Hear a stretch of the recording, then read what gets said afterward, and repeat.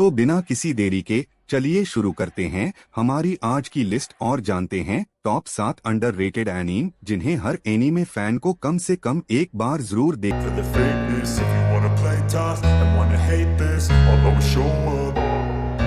I don't ever slow up, no I don't take shit, I got no love for the fakeness. If you wanna play tough and wanna hate this, I'll always show up and make a statement. I don't ever slow up, no I don't take shit, I got no love for the fakeness. If you wanna play tough and wanna hate this, I'll always show up and make a statement. Everything I do so instinctive and so passionate. Every word I move so descriptive like an adjective. I got a vendetta against people who patented being negative when you should be getting after it.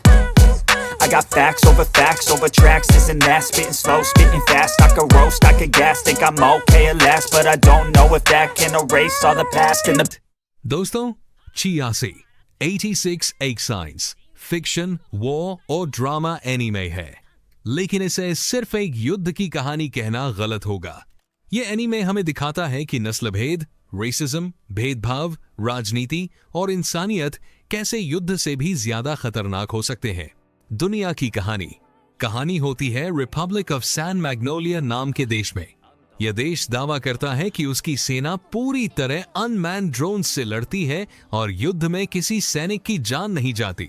पूरी दुनिया यही मानती है कि यह देश तकनीक में सबसे आगे है, लेकिन यह सिर्फ एक झूठ है। असलियत यह है कि जिन मशीनों को लोग ड्रोन समझते हैं, उनके अंदर असली इंसान बैठे होते हैं। 86 कौन है? सैन मैग्नोलिया के नागरिक खुद को एल्बा कहते हैं। इनके बाल सफेद और आंखें हल्के रंग की होती हैं, लेकिन जिन लोगों के बाल या आंखें अलग रंग की हैं, उन्हें इंसान नहीं माना जाता।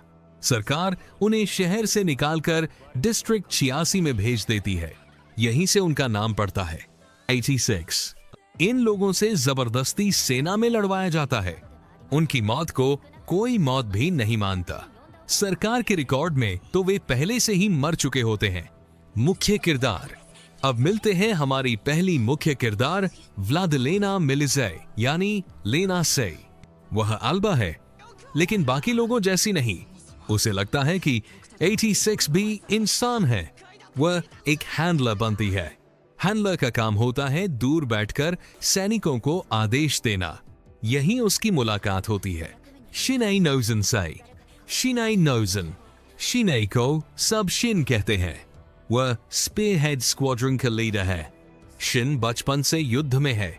उसने अपने परिवार, दोस्तों और साथियों को अपनी आंखों के सामने मरते देखा है, लेकिन उसकी सबसे बड़ी त्रासदी उसका बड़ा भाई था। युद्ध के दौरान उसका भाई मानसिक रूप से टूट गया। जब वह लीजन मशीन का हिस्सा बन गया, तब शिन को मजबूरी में अपने ही भाई को मारना पड़ा। यही घटना उसकी जिंदगी बदल देती है। भाग। दूसरे भाग में कहानी और भी दिलचस्प हो जाती है। शिन और उसके कुछ साथी बच जाते हैं। उन्हें एक नया देश बचा लेता है। पहली बार उन्हें इंसानों की तरह जीने का मौका मिलता है। वे स्कूल जा सकते हैं, आराम कर सकते हैं, सामान्य जीवन जी सकते हैं। लेकिन युद्ध उनकी जिंदगी का हिस्सा बन चुका था। वे जानते थे कि अगर वे नहीं लड़ेंगे तो और लोग मरेंगे, इसलिए वे फिर से युद्ध में लौट जाते हैं। लेना की वापसी। उधर लेना भी बदल चुकी होती है। अब वह पहले जैसी मासूम लड़की नहीं रही। वह खुद मोर्चे पर लड़ने लगती है। अब उसे समझ आ चुका है कि सिर्फ अच्छे इरादों से दुनिया नहीं बदलती, उसके लिए संघर्ष करना पड़ता है। सबसे भावुक पल। सीजन के अंत में लेना और शिन आखिरकार आमने सामने मिलते हैं। पूरे एनीमे में वे सिर्फ आवाज के जरिए एक दूसरे को जानते थे, लेकिन जब पहली बार उनकी मुलाकात होती है, वह पल पूरे एनीमे का सबसे खूबसूरत और भावुक दृश्य बन जाता है। इस एनीमे का संदेश 86 सिर्फ युद्ध की कहानी नहीं है। यह हमें सिखाता है कि नस्लभेद समाज को अंदर से खत्म कर देता है। हर इंसान बराबर है। युद्ध में कोई असली विजेता नहीं होता। उम्मीद सबसे अंधेरे समय में भी जिंदा रह सकती है। एनिमेशन और म्यूजिक। एक पिक्चर्स ने इस एनीमे की एनिमेशन पर शानदार काम किया है। युद्ध के दृश्य बेहद वास्तविक लगते हैं। हर लड़ाई में भावनाएं साफ महसूस होती हैं। इसका बैकग्राउंड म्यूजिक और भावुक सीन दर्शकों पर गहरा असर छोड़ते हैं। Final review. अगर आपको attack on Titan, code Geass, Vinland saga या वायलेट एवरगार्डन जैसी गहरी और भावनात्मक कहानियां पसंद हैं तो 86 आपके लिए जरूर देखने लायक एनीमे है। ये सिर्फ एक्शन नहीं देता, ये आपको सोचने पर मजबूर करता है कि इंसानियत की असली कीमत क्या है। सोचिए, आप अपने बचपन के घर सिर्फ अपनी दोस्त के अंतिम संस्कार में शामिल होने के लिए लौटते हैं, लेकिन वहां पहुंचकर पता चलता है कि पूरे द्वीप पर एक ऐसा खौफनाक रहस्य छिपा है जो किसी की भी जान ले सकता है। और सबसे डरावनी बात, हर बार मरने के बाद आपको समय में पीछे लौटने का एक और मौका मिलता है। यही है समर टाइम रेंडरिंग की कहानी। कहानी शुरू होती है शिनपेई एज़िरो से, जो अपनी बचपन की दोस्त उशियो कोफुने की अचानक हुई मौत की खबर सुनकर कई साल बाद अपने छोटे से द्वीप हितोगाशिमा लौटता है। सभी लोगों का मानना है कि उशियो एक छोटी बच्ची को बचाते हुए समुद्र में डूब गई थी, लेकिन अंतिम संस्कार के दौरान शिनपेई को पता चलता है कि उशियो के गले पर अजीब निशान थे, जिससे शक होता है कि उसकी मौत कोई हादसा नहीं बल्कि एक हत्या थी। जैसे शिनपेई इस रहस्य की तह तक पहुंचने की कोशिश करता है, उसे द्वीप का सबसे खौफनाक सच पता चलता है। इस द्वीप पर शैडोज नाम के रहस्यमयी जीव रहते हैं। ये किसी भी इंसान की हूबहू नकल कर सकते हैं, सिर्फ उसका चेहरा ही नहीं बल्कि उसकी यादें, आदतें और व्यवहार भी। और जब एक शैडो किसी इंसान की जगह ले लेता है तो असली इंसान हमेशा के लिए गायब हो जाता है। सबसे डरावनी बात यह है कि कोई भी आसानी से पहचान नहीं सकता कि सामने वाला इंसान है या उसकी शैडो। इस रहस्य की खोज के दौरान शिनपेई खुद भी मारा जाता है, लेकिन मौत के बाद सब कुछ खत्म नहीं होता। वह अचानक कुछ दिन पहले, यानी उशियो के अंतिम संस्कार से पहले वाले समय में वापस पहुंच जाता है। उसे एहसास होता है कि उसके पास समय में पीछे लौटने की एक अनोखी शक्ति है, लेकिन इस शक्ति की भी एक बड़ी कीमत है। हर बार मरने के बाद वह जितना पीछे लौटता है, अगली बार उसका शुरुआती समय थोड़ा आगे बढ़ जाता है। यानी हर नए मौके के साथ उसके पास अपने दोस्तों को बचाने के लिए कम समय बचता है। यहीं से शुरू होती है समय के खिलाफ एक रोमांचक जंग। शिनपेई हर टाइम लूप में नई जानकारी जुटाता है, अपनी पिछली गलतियों से सीखता है और भविष्य को बदलने की कोशिश करता है। लेकिन हर फैसला बेहद महत्वपूर्ण होता है, क्योंकि एक छोटी सी गलती भी पूरे भविष्य को बदल सकती है। समर टाइम रेंडरिंग की सबसे बड़ी खासियत इसकी शानदार कहानी है। यहां टाइम लूप सिर्फ वही घटनाएं दोहराने के लिए नहीं है, बल्कि हर बार नए रहस्य, नए सुराग और ऐसे चौंकाने वाले ट्विस्ट सामने आते हैं जिनकी कल्पना करना भी मुश्किल है। हर एपिसोड के साथ कहानी और गहरी होती जाती है और दर्शकों को अंत तक सोचने पर मजबूर कर देती है। इस एनीमे के सभी किरदार भी बेहद शानदार हैं। शिनपेई एक समझदार और रणनीतिक नायक है जो ताकत से ज्यादा अपनी बुद्धि का इस्तेमाल करता है। वहीं उशियो की हंसमुख और बहादुर शख्सियत कहानी का सबसे भावनात्मक हिस्सा बन जाती है। इसके अलावा मियो, हिजुरु और सू जैसे किरदार भी कहानी को और अधिक रोचक और प्रभावशाली बनाते हैं। अगर एनिमेशन की बात करें तो यह एनीमे हर मायने में बेहतरीन है। एक तरफ शांत समुद्र, खूबसूरत समुद्री किनारे और गर्मियों का खूबसूरत माहौल दिखाई देता है, तो दूसरी तरफ उन्हीं दृश्यों के पीछे छिपा डर और रहस्य आपको लगातार बेचैन बनाए रखता है। शानदार बैकग्राउंड म्यूजिक और बेहतरीन एनिमेशन हर सीन का रोमांच कई गुना बढ़ा देते हैं। समर टाइम रेंडरिंग सिर्फ एक मिस्ट्री एनीमे नहीं है, ये thriller, horror, science fiction, time travel और इमोशनल ड्रामा का ऐसा बेहतरीन मिश्रण है जो शुरू से लेकर अंत तक आपको स्क्रीन से नजरें हटाने नहीं देगा। अगर आपको ऐसी कहानियां पसंद हैं जिनमें दिमाग घुमा देने वाले ट्विस्ट, रहस्यों से भरी कहानी, शानदार टाइम लूप कॉन्सेप्ट और लगातार बढ़ता हुआ सस्पेंस हो, तो समर टाइम रेंडरिंग आपके लिए एक परफेक्ट एनिमे है। ये हाल के वर्षों के सबसे अंडररेटेड मास्टरपीस में से एक है, जिसे हर एनिमे फैन को कम से कम एक बार जरूर देखना चाहिए। क्या हो अगर शर्लॉक होम्स की कहानी का असली हीरो खुद उसका सबसे बड़ा दुश्मन हो? मोरियार्टी द पेट्रियट इसी सोच के साथ क्लासिक शर्लॉक होम्स की कहानी को बिल्कुल नए अंदाज में पेश करता है। इस एनीमे में प्रोफेसर जेम्स मोरियार्टी को सिर्फ एक अपराधी नहीं बल्कि एक ऐसे क्रांतिकारी के रूप में दिखाया गया है जो समाज को बदलना चाहता है। कहानी विक्टोरियन इंग्लैंड में आधारित है, जहां अमीर और गरीब के बीच बहुत बड़ा अंतर है। ऊंचे दर्जे के लोग अपनी ताकत का गलत इस्तेमाल करते हैं, जबकि गरीब लोगों को हर दिन अन्याय और भेदभाव का सामना करना पड़ता है।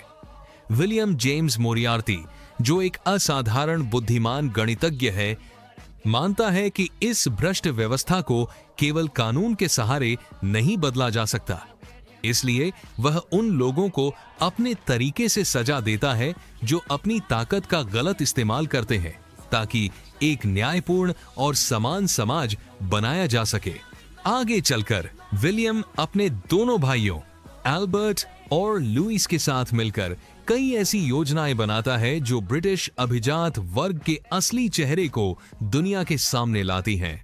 उसकी हर योजना शतरंज की एक परफेक्ट चाल की तरह होती है। यही वजह है कि दर्शकों के मन में बार बार यह सवाल उठता है कि क्या मोरियार्टी सच में एक विलेन है या फिर एक ऐसा इंसान जो बड़े उद्देश्य के लिए गलत रास्ता चुनने को मजबूर है। कहानी में सबसे बड़ा मोड़ तब आता है जब दुनिया के महान जासूस शर्लॉक होम्स की एंट्री होती है। शर्लॉक की तेज बुद्धि पहली बार ऐसे प्रतिद्वंद्वी से टकराती है जो हर चाल कई कदम पहले ही सोच चुका होता है।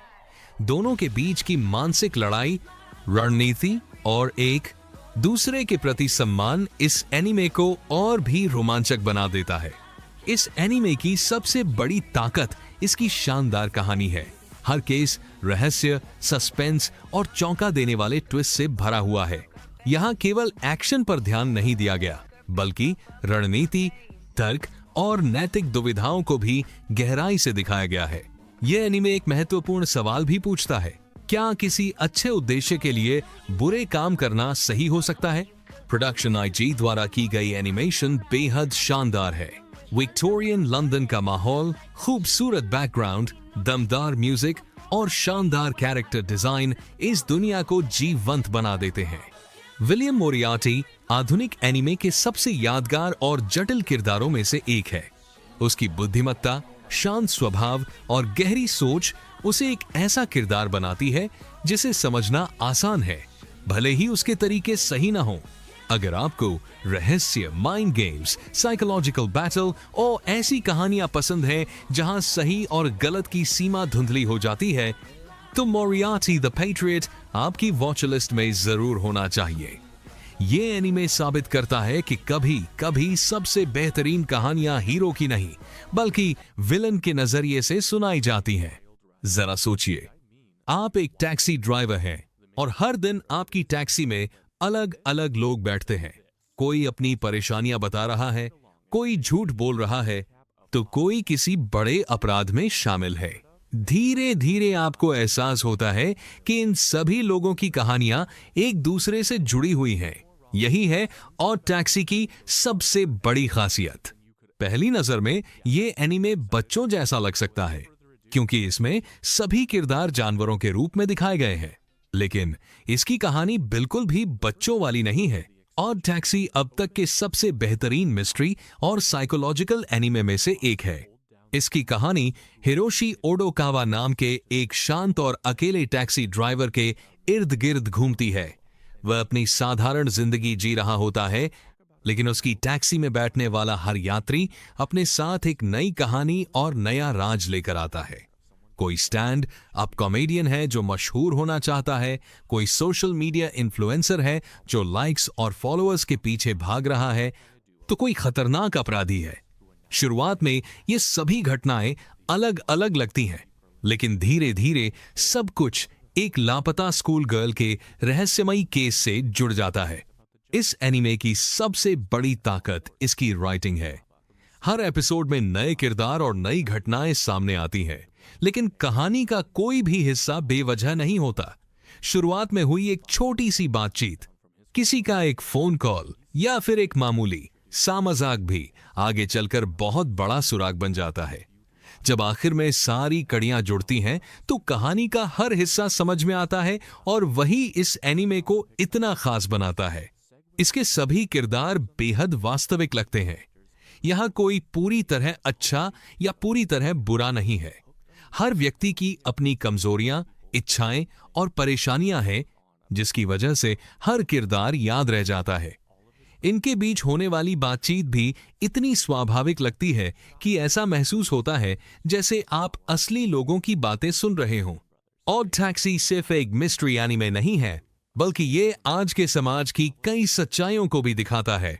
सोशल मीडिया की लत, इंटरनेट पर फेम पाने की होड़, अकेलापन, लालच और सफलता का दबाव, इन सभी विषयों को कहानी में बेहद शानदार तरीके से पिरोया गया है।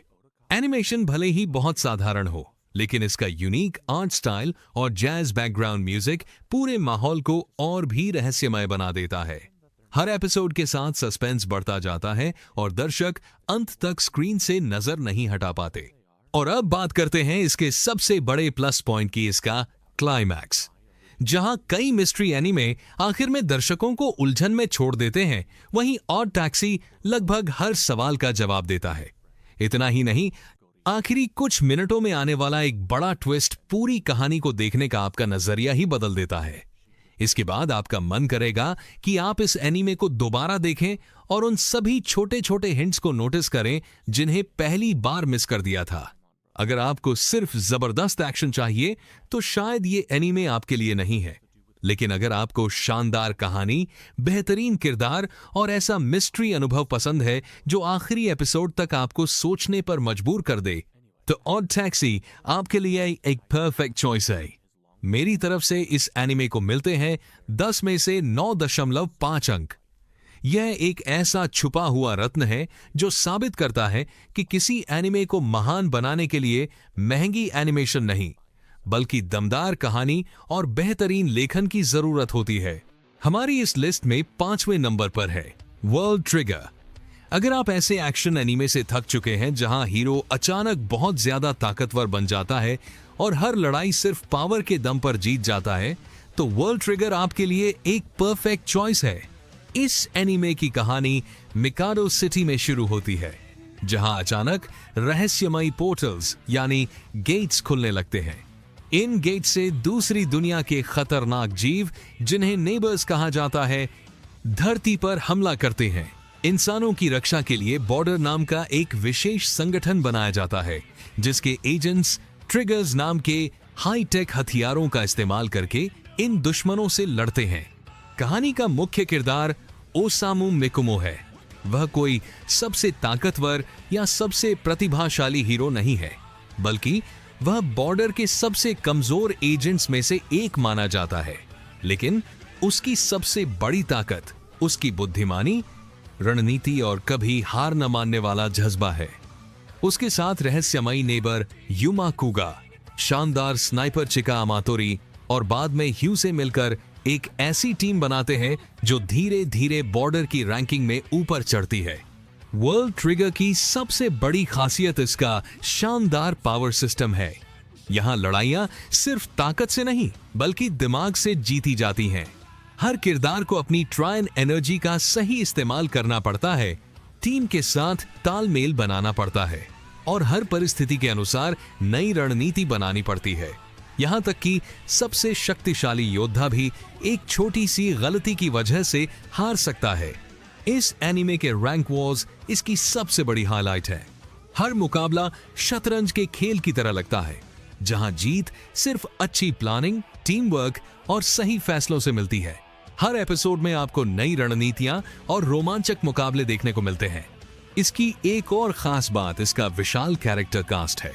यहां सिर्फ मुख्य किरदार ही नहीं, बल्कि लगभग हर बॉर्डर स्क्वाड के अपने अलग व्यक्तित्व, खास क्षमताएं और यादगार पल हैं। यही वजह है कि हर लड़ाई रोमांचक लगती है और कभी भी कोई भी किरदार सबको चौंका सकता है। अगर आपको हंटर हंटर जैसा रणनीतिक एक्शन या हाईक्यू जैसा शानदार टीम वर्क पसंद है, तो वर्ल्ड ट्रिगर आपकी वॉच लिस्ट में जरूर होना चाहिए। भले ही इस एनीमे को उतनी लोकप्रियता नहीं मिली जितनी दूसरे बड़े शोनन एनीमे को मिली है, लेकिन एक बार इसे देखना शुरू करेंगे तो समझ आएगा कि आखिर क्यों इसे अब तक के सबसे स्मार्ट और सबसे अंडररेटेड एक्शन एनीमे में गिना जाता है।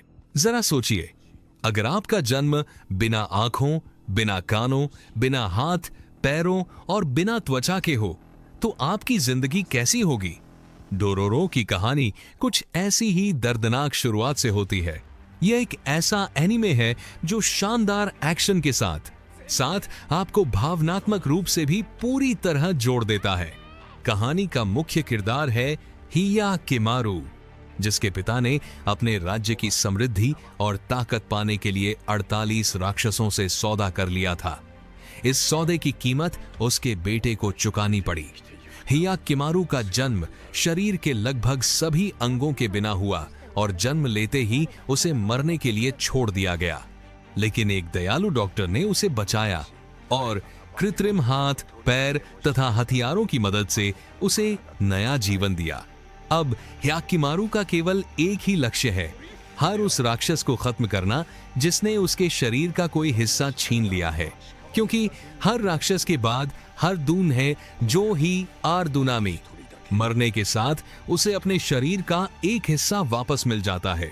अपने सफर के दौरान उसकी मुलाकात होती है डोरोरो नाम के एक चंचल, समझदार और बहादुर अनाथ बच्चे से।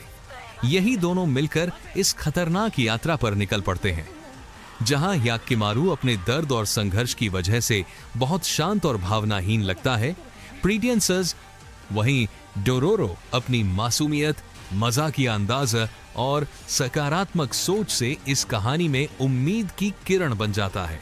इमोशनल और एक्शन मोमेंट को और भी प्रभावशाली बना देता है। जैसे जैसे हियाकिमारू अपने शरीर के हिस्से वापस पाता है, वैसे वैसे दर्शक भी उसकी भावनाओं और दुनिया को एक नए नजरिए से महसूस करते हैं। सिर्फ 24 एपिसोड में डोरोरो एक ऐसी यादगार कहानी पेश करता है जिसमें जबरदस्त एक्शन, गहरी भावनाएं, बेहतरीन कैरेक्टर डेवलपमेंट और एक शक्तिशाली संदेश देखने को मिलता है। अगर आप ऐसी एनीमे सीरीज देखना चाहते हैं जो आपको एक्शन के साथ साथ सोचने पर भी मजबूर कर दे, तो डोरोरो आपके लिए एक परफेक्ट चॉइस है। ये सच में उन अंडररेटेड मास्टरपीस एनिमे में से एक है जिसे हर एनिमे फैन को कम से कम एक बार जरूर देखना चाहिए। अगर आपको मिस्ट्री, वैम्पायर, शानदार विजुअल्स और दमदार कहानी पसंद है तो द केस स्टडी ऑफ वैनिटस आपकी वॉच लिस्ट में जरूर होना चाहिए। यह सिर्फ एक वैम्पायर एनीमे नहीं है, बल्कि रहस्य, इमोशन और एक्शन का बेहतरीन मिश्रण है। इसकी कहानी 19वीं सदी के एक वैकल्पिक पेरिस में घटित होती है, जहां वैम्पायर इंसानों के बीच छिप कर रहते हैं, लेकिन अचानक एक रहस्यमयी श्राप फैलने लगता है, जिसकी वजह से वैम्पायर अपना नियंत्रण खो देते हैं और हिंसक हो जाते हैं। इस श्राप का इलाज केवल एक रहस्यमयी किताब बुक ऑफ वैनिटास में छिपा है। कहानी का मुख्य किरदार नोए आर्काइविस्ट नाम का एक दयालु वैम्पायर है, जो इस रहस्यमयी किताब की तलाश में निकला है। रहस्यों से भरा हुआ है, जबकि नोए शांत, ईमानदार और जिज्ञासु स्वभाव का है। दोनों की बिल्कुल अलग अलग पर्सनालिटी कहानी को मजेदार भी बनाती है और भावनात्मक भी। अगर बात करें एनिमेशन की, तो स्टूडियो बोन्स ने इसमें कमाल का काम किया है। खूबसूरत बैकग्राउंड, शानदार कैरेक्टर डिजाइन और स्मूथ एक्शन सीन्स इस एनीमे को विजुअली बेहद आकर्षक बनाते हैं। गोथिक पेरिस का माहौल और डार्क फैंटेसी का मिश्रण इसकी दुनिया को और भी खास बना देता है। सिर्फ एक्शन ही नहीं, बल्कि इस एनीमे में हर सपोर्टिंग कैरेक्टर की अपनी अलग कहानी और गहराई है। ये बदला, दर्द, पहचान, भरोसा और इंसानियत जैसे विषयों को बहुत खूबसूरती से दिखाता है। जैसे जैसे कहानी आगे बढ़ती है, वैसे वैसे ऐसे चौंकाने वाले ट्विस्ट सामने आते हैं जो आपको अंत तक बांधे रखते हैं। कुल मिलाकर द केस स्टडी ऑफ वैनिटास एक स्टाइलिश, रहस्यमयी और इमोशनल एनीमे है, जिसमें शानदार कहानी, यादगार किरदार, बेहतरीन एनिमेशन और दमदार एक्शन देखने को मिलता है। अगर आपको Moriarty the Patriot, Black Butler या बंगो स्ट्रे डॉग्स जैसे एनीमे पसंद है, तो ये सीरीज आपको बिल्कुल मिस नहीं करनी चाहिए। Number 2, summer time rendering. तो दोस्तों, ये थे टॉप 7 अंडररेटेड एनीम जिन्हें हर एनीमे फैन को अपनी वॉचलिस्ट में जरूर शामिल करना चाहिए। हो सकता है इनमें से कुछ एनीमे आपने पहले कभी न सुने हो, लेकिन यकीन मानिए एक बार देखना शुरू करेंगे तो रुकना मुश्किल हो जाएगा। अगर आपको इस लिस्ट में से कोई एनीमे सबसे ज्यादा पसंद आया या आपको लगता है कि कोई और शानदार अंडररेटेड एनीम इस लिस्ट में होना चाहिए था, तो उसका नाम नीचे कमेंट में जरूर बताइए। अगर वीडियो पसंद आया हो तो लाइक करना मत भूलिए, अपने दोस्तों के साथ शेयर कीजिए और ऐसे ही बेहतरीन एनीम रिकमेंडेशंस, रिव्यूज और एक्सप्लेनर्स के लिए हमारे चैनल को सब्सक्राइब करके बेल आइकन जरूर दबा दीजिए ताकि आने वाली कोई भी वीडियो आप मिस न करें। मिलते हैं अगली वीडियो में एक और शानदार एनीम टॉपिक के साथ। तब तक के लिए अपना ख्याल रखिए। जय हिंद, जय भारत।